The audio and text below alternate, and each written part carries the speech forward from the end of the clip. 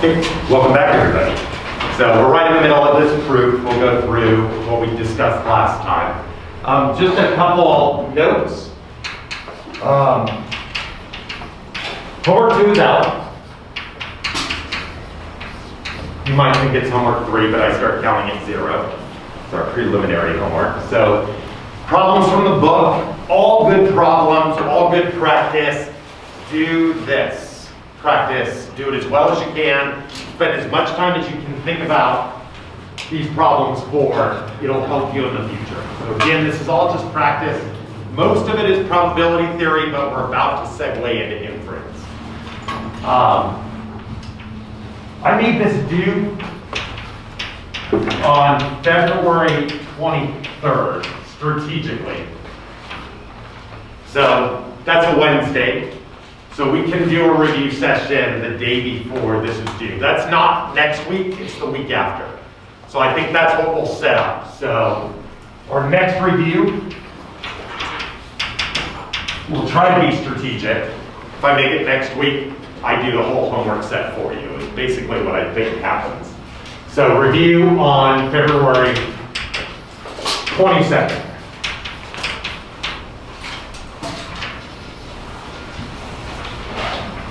And Monday is Valentine's Day, if you guys don't know, and so I'm inclined to celebrate that with you. So by celebrating that with you, I'm going to give you the day off. So no class on Monday.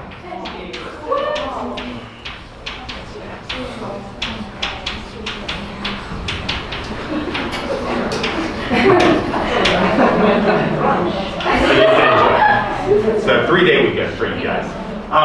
We're a little ahead of schedule. So I think if we can keep doing that, then we can strategically place some of these days.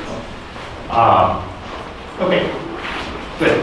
So enjoy Valentine's Day. If you haven't bought your sweetheart something, Amazon Prime is still good.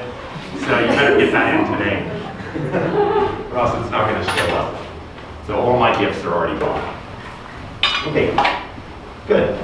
Any questions before we pick up with the CLT? Okay, I want to say a lot of things as I go through this proof. It's a little bit extraneous. We could just run through the proof, see the steps, but there's things to think about along the way. So we know what Taylor series are. They exist for smooth functions. I kind of like this because in the definition of the Taylor series, you know what needs to be assumed. If we're going to compute this, we have to compute all these derivatives. And so we need those derivatives to exist at wherever we're centering our approximation as well. We walked through this. We could see where these coefficients on this polynomial come from. You can probably remember it for the rest of your life. You just write out the polynomial approximation, and then you solve for the coefficients by iteratively taking derivatives and solving at C. And so those polynomial terms right here keep cascading down and producing this k factorial term. So I think we all get that. The important thing about Taylor approximations are the remainder. And so usually we don't write down this thing up to infinity because we cannot. Instead we truncate it. And what Taylor showed us is that the largest polynomial term bounds the approximation. It really is doing it with respect to the smallest order term in the remainder. We'll be looking at that. So it's basically the biggest order term in your polynomial better be growing faster than the next term in the polynomial. Otherwise the remainder is going to explode. We'll talk about this when we write this down in the context of our problem. So that's what Taylor's theorem actually is a statement about the error. We'll be studying those errors. Moment generating functions are these things.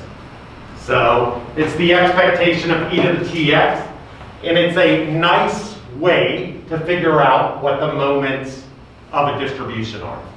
So let me just ask you a question about this. If I know all the moments of a distribution, do I know the distribution? Are they the same?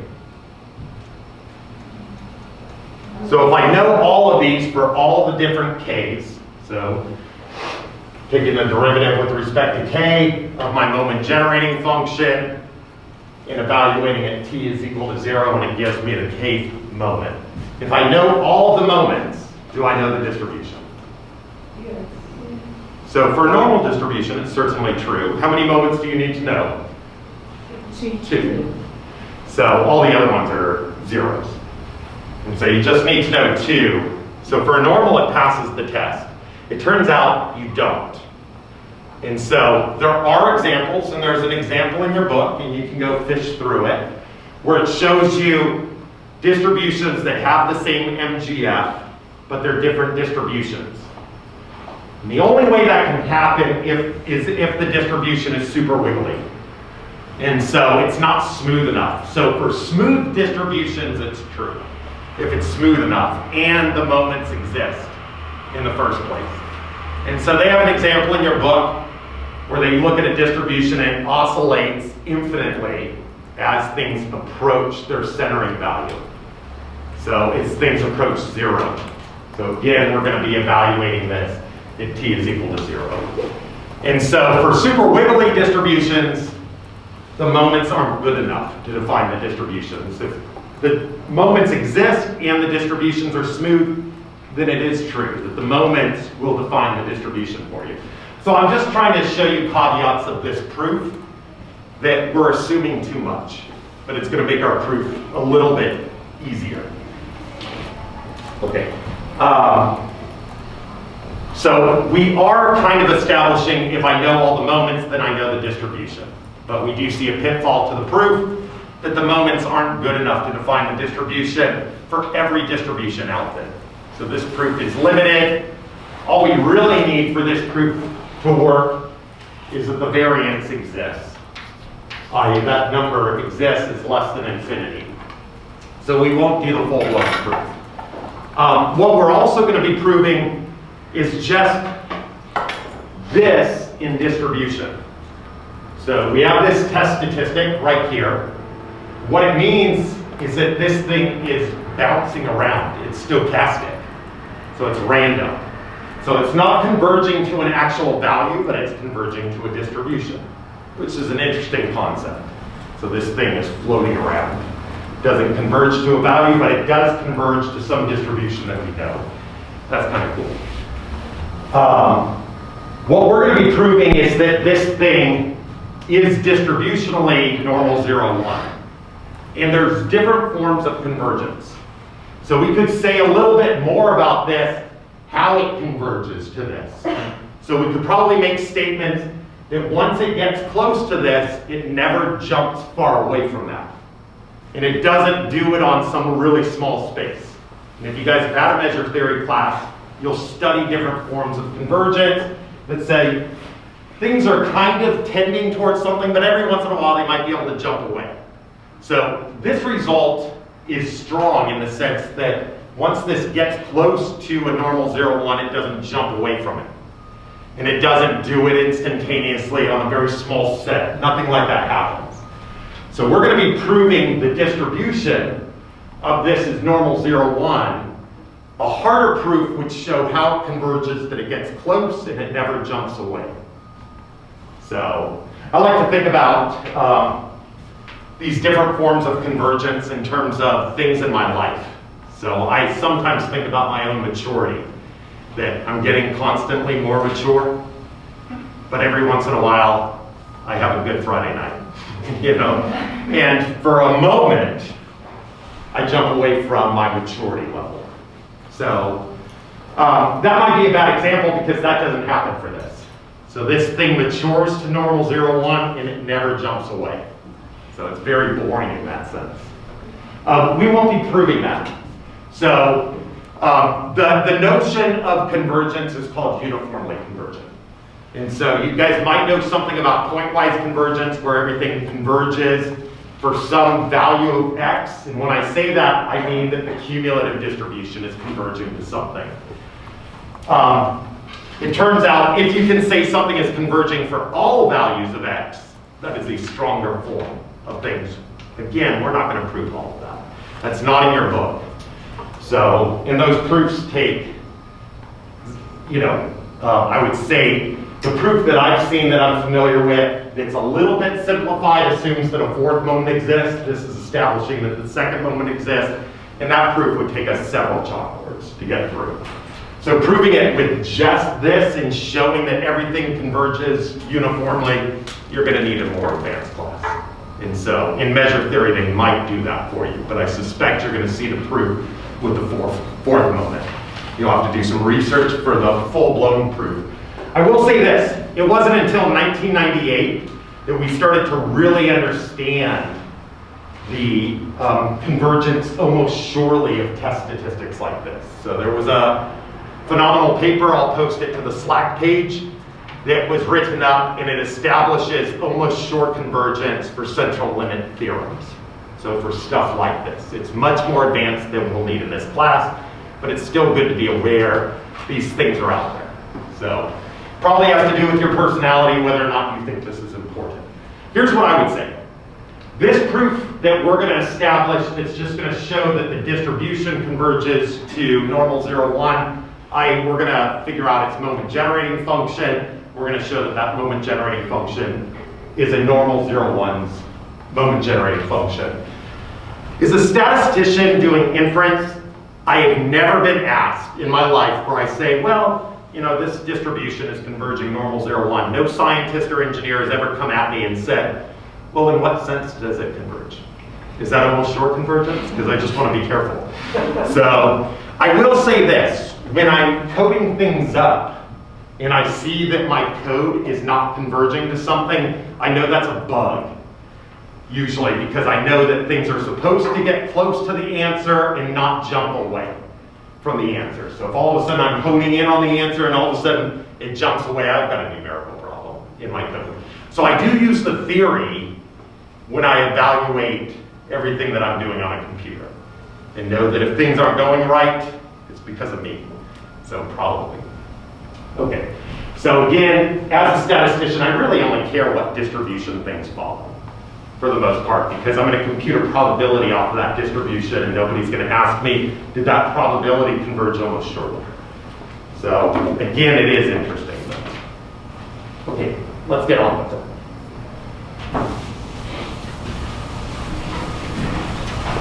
So a few more properties about MGFs, real quick. We need two. So the MGF is that thing. I will say, and again, we're going to be assuming in all of this that my x's are IID. So everything is the IID form. There are central limit theorems for non-IID sequences. So lots of results that are kind of like this. But we're going to assume IID right here. And so if the MGF for xi, I'll say x, is, I'll write it down, is MT. So again, this thing is distributed according to some density, and it's got some random variable x that I'm denoting down here, and that's what I'm denoting here.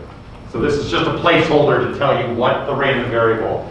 So if the MGF for x is this thing, again, that's just the expectation of Tx, then the MGF for this new random variable, xi, I goes from 1 to n, right here, it's going to be mxt raised to the nth power, where n is just the number of terms in your sum. This is pretty easy to see. So if I just take the definition of an MGF right here, I'm just going to write down my MGF for sum of the xi's. I goes from 1 to n. Right here, this is just going to be expectation of e to the t, sum of the xi's.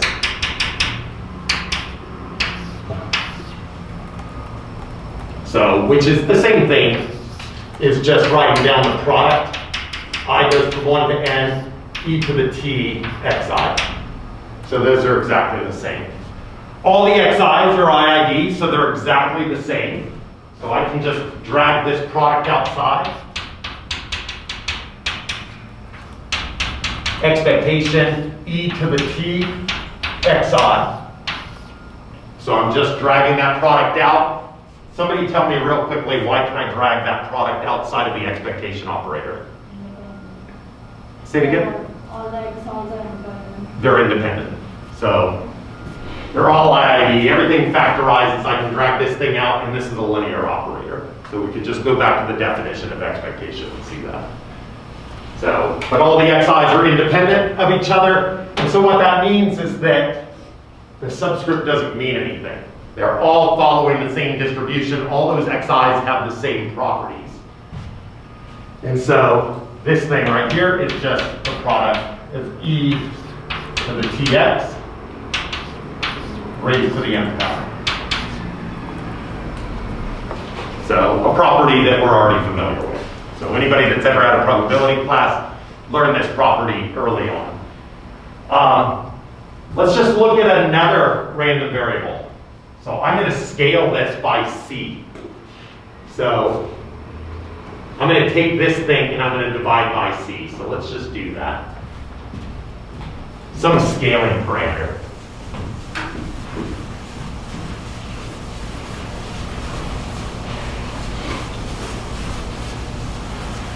So again, let's look at the MGF for some of the xi's. Again, everything is IID, and I'm going to divide by some scaling factor right here. So that's just going to be this e to the t, sum of the xi's divided by c. And take this expectation right here. Just do something real quick. I'm going to take that c and place it right there. So I'm just going to shift it over. So again, this thing is just going to be the product. I goes from 1 to n, e, all right, like this, expectation. Let me get rid of the expectation. I'll just do what's inside of the expectations. So product, I goes from 1 to n, e to the t over c, xi. So it's just the product of all of those terms right here. And so this whole thing right here is going to be expectation of e to the t over c xi, product over that. So I just pull out the product. Same reason that we did before. And so again, subscript doesn't matter because everything has the same distribution. They're identically distributed. And so this just looks like the MGF for t over c raised to the nth power. So all properties that you should be familiar with. So transforms like this are easy to work with if everything is IID. Okay, let's get back to the proof. So again, we're not going to talk about the MGF for the xi's, we're going to talk about the MGF for this transformation right here. And this is equivalent to writing down some of the yi's divided by root n, where the yi's are just standardized xi's. So I'll just point out my expectation of my yi's are 0 because I'm taking the xi's and I'm subtracting off its mean. And the variance of my yi's are 1. And that's because I've standardized everything and I've divided by the standard deviation. I think we showed this last time. So what we're going to do is we're going to first figure out what the MGF of this thing is. So our goal is to find the MGF of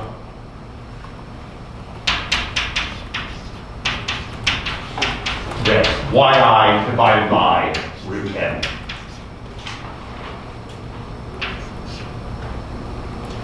So I'll just call that m sum of the yi's divided by root n t.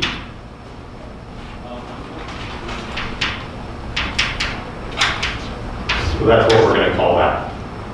Just a quick reminder, using what we just showed, this is going to be the moment generating function for random variable y. I'm going to take this scaling argument right here, and I'm going to drop it right under the t. So that's what we just established, is we can do that. So this is going to be moment generating for function for y, evaluated at t over root n. And to take care of this sum, we just raise that to the nth power. So what we're going to do is we're going to figure out what the MGF function is for yi's, but I'm going to evaluate it at t over root n.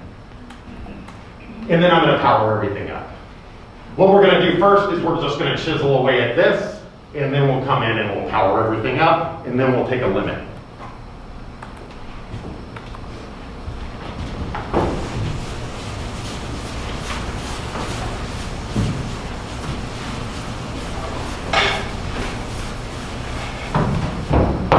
Okay, so we're not going to actually deal with the MGF specifically. Instead, we're going to deal with its Taylor approximation. And so there's a number of underlying assumptions that what I'm establishing when I do this proof is that if all of the moments, all of the derivatives of this function exist, then I will approve something. Again, we can come up with a stronger version of this proof where we don't require the MGF to exist. So a T3 distribution is a really good example of a distribution that doesn't have all of its moments, where this proof doesn't show that the center limit theorem holds for a T3 distribution, but it turns out it does, because it has finite variance. So let's proceed. So let's just look at, let's find work on, I'll just say m, y, t over root n. And we'll have to remember at the end of this, we're going to need to power up this function. So what we're going to show is that this thing right here is as n gets really big, this is going to converge to something that we know. So let me just write out real quickly that if this thing were smooth and all the moments existed, I could evaluate its Taylor series. So this is going to be m kth derivative of this function. So there's our assumption that these things exist, divided by k factorial. And I'm going to center this somewhere. And I'm going to center this at 0. That's going to be my centering value.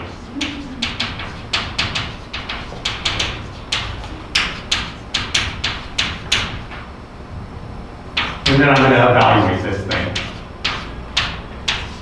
I'll just write in my centering value again, just so you can compare this to our earlier form, what we wrote down. Again, our moment generating function, where we're going to be evaluating these things, is at 0. So we're interested in that value 0. That's where we get all our moments out of. So when I take the derivatives and I evaluate them at 0, that's going to give me my moments. So that already tells us that's a good place to center this approximation. Again, we're just working through a proof, and so we're really just doing this so that we can establish some result. But if you were going to center this Taylor series, 0 is a good choice. Now I should correct something I said last time, where I said some of these Taylor series that we use them as actual approximations. In reality, we don't tend to do that. We use these things in proofs. I was corrected at the end of the last class, where somebody had come in and said, no, we do that all the time. We use that approximation. We trust that approximation. So whatever I said before, you can just discard it. I'll show you next time when we get into the delta method, where statisticians will actually use this approximation. And it could be good, and it might not be good. And so if you are going to use these approximations in reality to compute something, you're going to have to establish the approximation as good. But there are areas where people do use these things. So I stand corrected. What we're doing is we're just working through a proof. again, this is going to go off to infinity, this sum. Okay, so this thing just looks like this. So this is going to be m 0, 0 over 0 factorial t over root n with a 0 plus m1 evaluated at 0 divided by 1 factorial. So we're being a little bit superfluous about this. So I don't think it's bad to write out everything. So we'll write out a few terms of this. So this is going to be t over root n raised to the second power, and then I have my remainder term. And I'll write it out.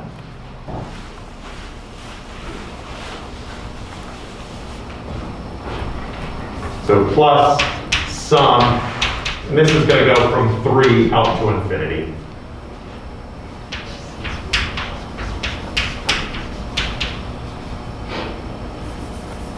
It's going to be m. And again, I have drop by notation right here. These all have y's on, if you'd like, so you can write all those in.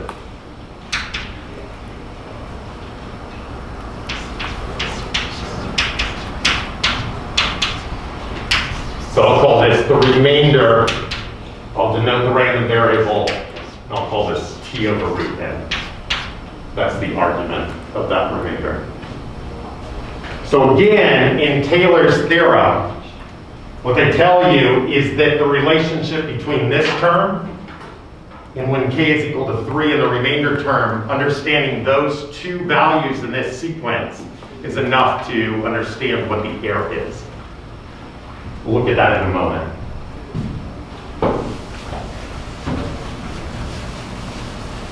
Just so we know where we're going, let's write down what we're supposed to get at the end of the day. So just a reminder, the MGF for, I'll call it Z as my random variable, a normal mu sigma. Somebody tell me real quickly what this MGF is. Does anybody know off the top of their head? E raised to t square sigma square. You got it. So this is e to the mu t plus t squared divided by 2 sigma squared. Is that it? I think it's it.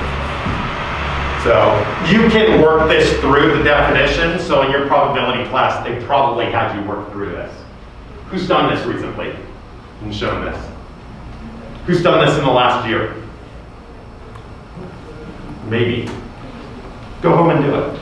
So go to your probability book and work through this. You probably have to do a transformation in polar. So, but it's a good exercise. We won't do this here. So, but try to show this. In my class for midterms and finals, I'm not going to have you work through any MGFs. And if you need one, I'll tell you what it is. Okay. After a while, you know what these things are, and then you just look them up in Wikipedia. So once you've convinced yourself you know how to derive them all. So if you don't know how to do that, go back and derive them until you convince yourself you know the steps and you just need to look it up. Okay.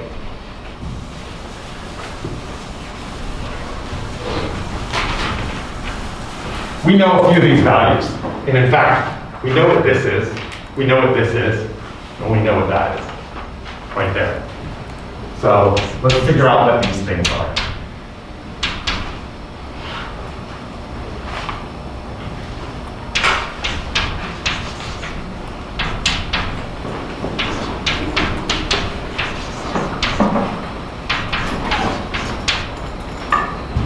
What's this?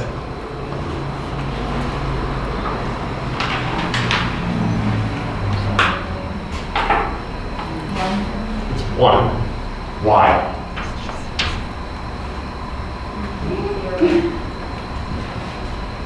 This turns out. The bar of 0 is 1. Yeah. So what is this thing? There's no derivative here. So this is just taking expectation Tx. I'll write it that way, so I reverse these two things, but no big deal. That's the MGF right here. I'm not going to take a derivative, and I'm just going to evaluate this as t is equal to 0. And so that's just going to be a 0 right here. This whole thing is going to be a 1. Expectation of 1 is 1. And so really this is true for any MGF. So the first one is 1. So the first term in there. And that's really just a restatement that if I integrate over the density, it's going to be 1. So what is this thing? Integral e to the 0x f of x. So this whole thing is 1 dx. That's 1. So the area under a density is 1. So that's just a statement of that. So they kind of throw these out and they tell you that you know these things, but you probably just have to think about it for a second. What's this?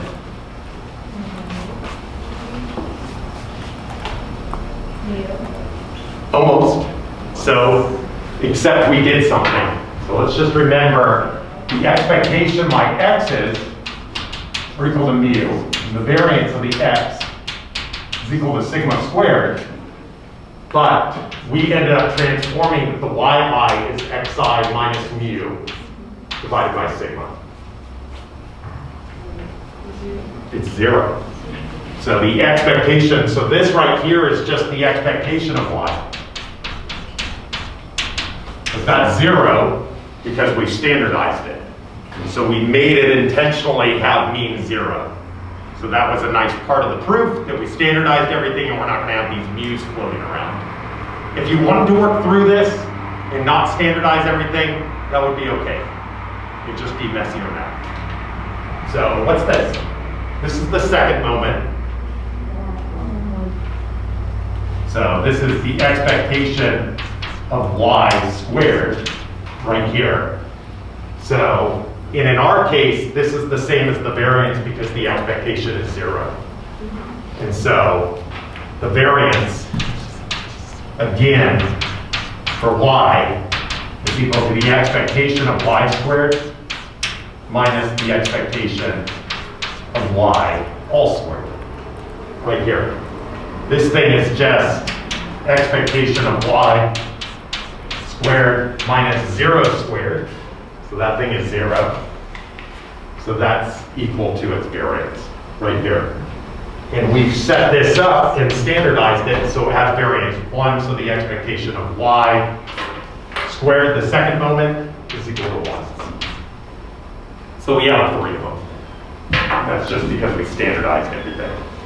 If we didn't standardize everything, we still know what the mean and the variance are, and that's our real underlying assumption is that that variance exists.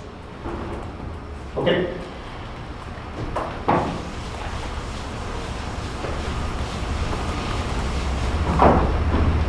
I will say this real quick.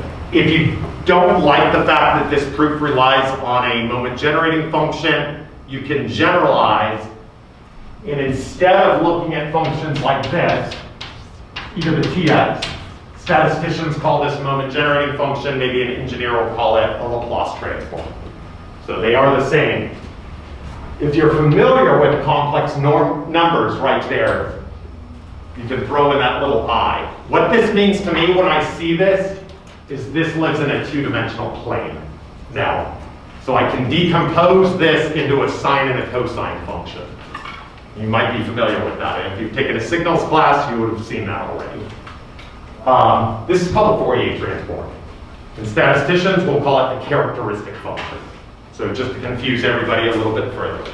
So they're the same things, but it's kind of nice when you introduce this new degree of freedom. Sometimes in cases where the moment generating function does not exist, this will exist.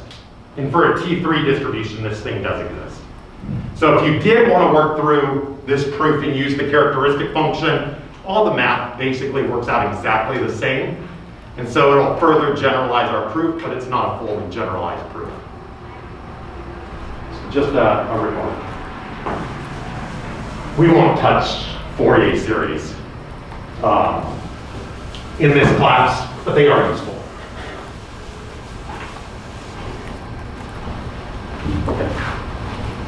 So this thing right here, we'll just write down what we know. My t over root n. Again, we're going to have to take the power of n and take the limit later on, but we're just chiseling away at whatever this thing is. So this is 1. 0 factorial is 1. That is 1. So the leading term is 1. This thing is a 0. So all of this goes away. I'll just write in the 0 for now. And this thing right here is 1. 2 factorial is 2. So this is going to be plus 1/2 t over root n squared plus my remainder.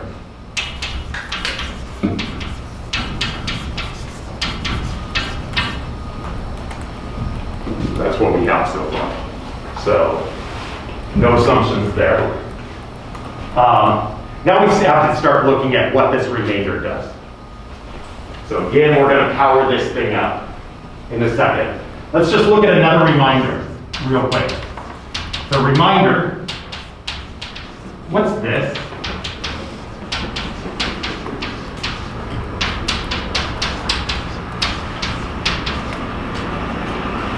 Somebody help me.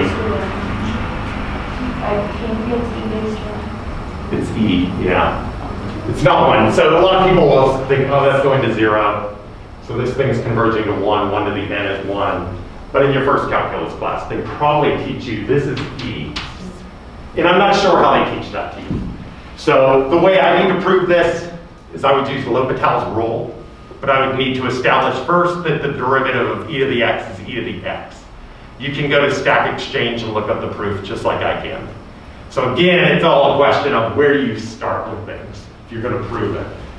I'm not going to invoke L'Hopital's rule and prove this, but you could do this. So again, what I like to think about when I see these things and I go, could I prove that to a student? I could, but we'd have to go through a whole lesson. You guys have already had that lesson. What's this?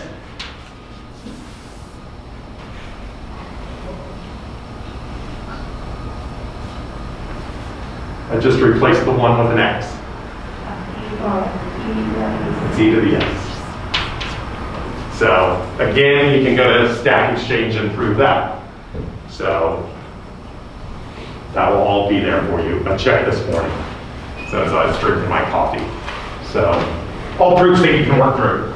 Here's another thing that we need to establish. So if limit a to the n, I'll write it out like this, x to the n. So say this is a sequence, and this goes to x. Okay, so some sequence that's getting closer and closer to x.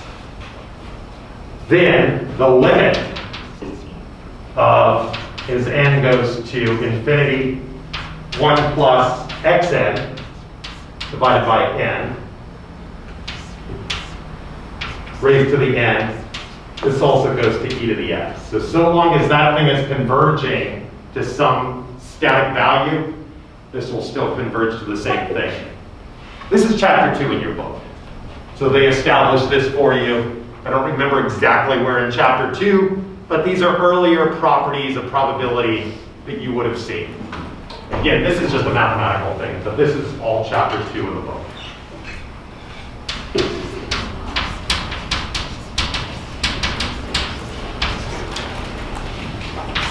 In Cassell-Enberg.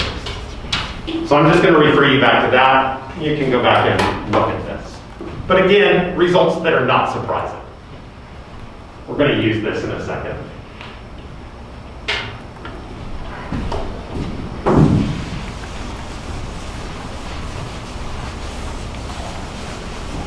Let me just write this out a little bit differently.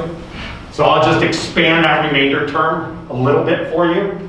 But our moment generating function, t over root n, is going to be equal to 1 plus 1/2 t over root n squared plus, I'll write this out. This is going to be M3 is 0 divided by 3 factorial t over root n. This is going to be 3. And then I'm going to add some other terms in here. I'll say k goes from 4 out to infinity. mk 0 divided by k factorial t over root n raised to the k power. So what I've said is that understanding this term relative to this term, so this is the biggest order term in your approximation, and this is going to be the smallest order term in your remainder. It's really a comparison of these two things that are going to establish that this error is not blowing up on us. So again, if we're going to truncate right here, if we were to use this in practice, we would understand our error by looking at this term and looking at that term. So if you go back to your calculus class, if you were going to figure out the radius of convergence, where everything can, to figure out where this approximation is good, then I'm going to take a ratio between that term and see how they compare to each other. So comparing these two terms, we just look at this. M3, 0 over 3 factorial, t over root n to the third divided by 1/2 t to the root n squared. And I'm going to look at a limit, because what we're going to do is we're going to play around with n, is the n gets bigger and bigger. So I want to make sure that this remainder isn't exploding relative to the approximation as n gets bigger. Again, that's where we're going to take our limit. And so this right here is just proportional to, that's a constant right here. It doesn't have anything to do with n. That's a constant as well. This means proportional to.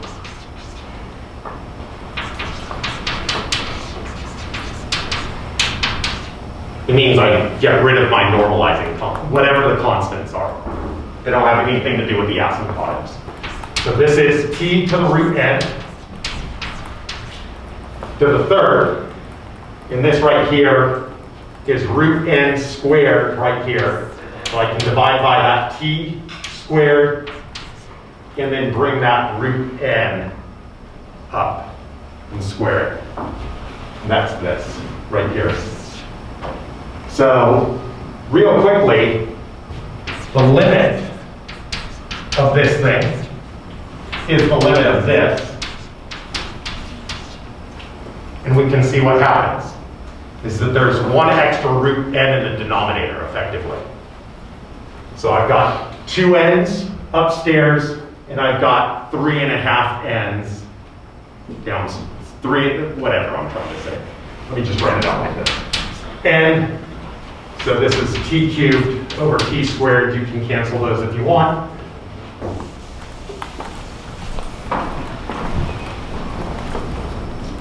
So square root of n raised to the third. So that's just 3/2 n. So there's an extra root n downstairs. You can simplify that if you want. 1 over square root of n, right here. So the limit, n goes to infinity. I'll just drag that limit across. And this thing goes to 0, obviously. So this is the stuff you need to be careful on if you're taking a qualifying exam and you invoke something like a Taylor series. You're going to have to show them that the remainder is well behaved. And you're going to have to describe that. So the way we've described it in one line of math is just by taking this ratio. So if you're not in statistics, trying to get a PhD in statistics, then you don't need to be so rigorous. But maybe your department is going to make you do this. It just depends on your field.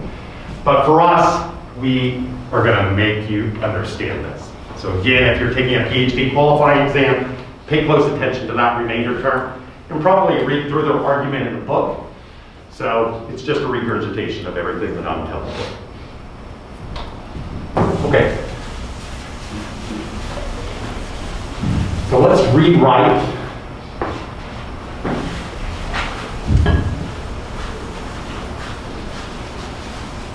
this thing right here. I'm going to rewrite this as 1 plus 1/2. Don't do it like this. T squared over n plus, I'll write this step out, mk over k factorial, evaluated at 0, t over root n to the k power, where k starts, it's indexing at 3. So let's just do a couple steps right here. And I'll let you catch up. I'm going to now raise this to the nth power. And again, we'll take the limit in a second.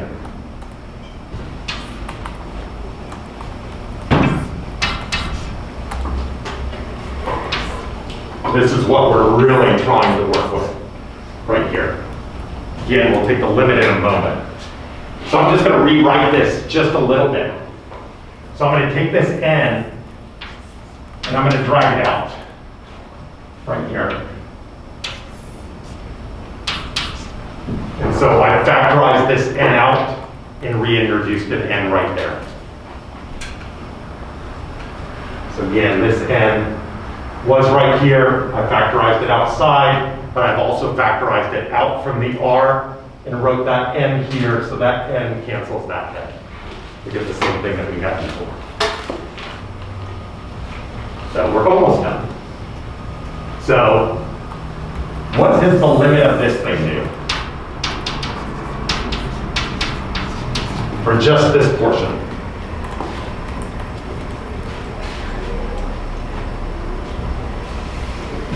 Think about these terms. So I'm going to have a t over root n raised to the third is going to be my smallest order term. So I'm going to have a root. I'm going to effectively have t3 down here and an n to the 3 halves. So that first one, the 2 of these n's down here, over here, are going to cancel that. And I'm going to have an n to the 1/2, just like we previously established. Just what we showed here. All the other terms in this sequence right here are just going to be indexing that power. The t doesn't matter, but the next term is going to have a 4 right there. So there's going to be more n's in the denominator that are going to be incurring as we look at more terms in this sum. So I'll ask you one more time. What does this thing do as n goes to infinity? It goes to 0. So this thing goes to 0 as n goes to infinity. On a qualifying exam, you'd probably write a line expressing that, and saying all the other terms go to 0. We've already expressed that the smallest order term does that. All the rest of them do that as well. Taylor's theorem has to do with that. So that all those extra terms are just getting smaller and smaller in the remainder. And so that thing goes to 0. So keep in mind, this thing right here is n goes off to infinity. This is converging to that. So this thing from chapter 2 that shows that if I have this sequence that's converging to something, I power it up, it looks like that exponential function that we worked with before. So this whole thing is n goes to infinity is going to be going to limit n goes to infinity 1 plus 1 over n t squared divided by 2 raised to the n. Again, I just invoked that property from chapter 2. It said that whole sequence is converging to something, so I can just plug in that value and then take this limit. You can work through those details. So this thing goes to e to the t squared divided by 2. This is the MGF for a normal 0, 1. So again, our MGF for a normal with mean mu and variance sigma squared is this thing.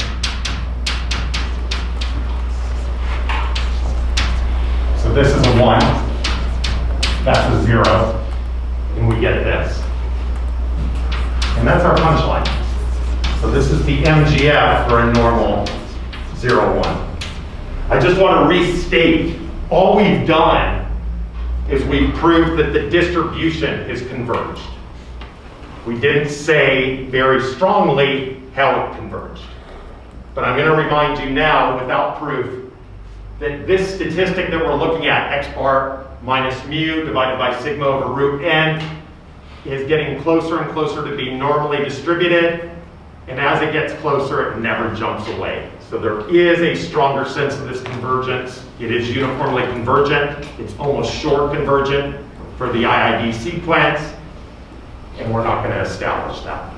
Why I don't care is because I'm a statistician. I'm going to imagine you guys all are. We're not theorists today. And at the end of the day, all we're going to do with our distributions is we're going to calculate a probability. And all I care is that you can do that. So establishing this convergence in distribution does that for us. So if you want to know more about it, I'll send you a paper on Slack and you can glance at it. I wouldn't spend too much time on it. So that's it for right now. We're going to come back next time and do something very similar. We're going to use this result for something inferential. We're going to be doing the delta method. So look over that. And on Friday, we'll pick that up. And it's going to take us at least 2 days to get through that. So we'll start on Friday, no class on Monday. We'll come back on Wednesday and wrap that up. And then we're going to go into Bayesian methods. Then we'll be done with chapter 5. Thanks, you guys.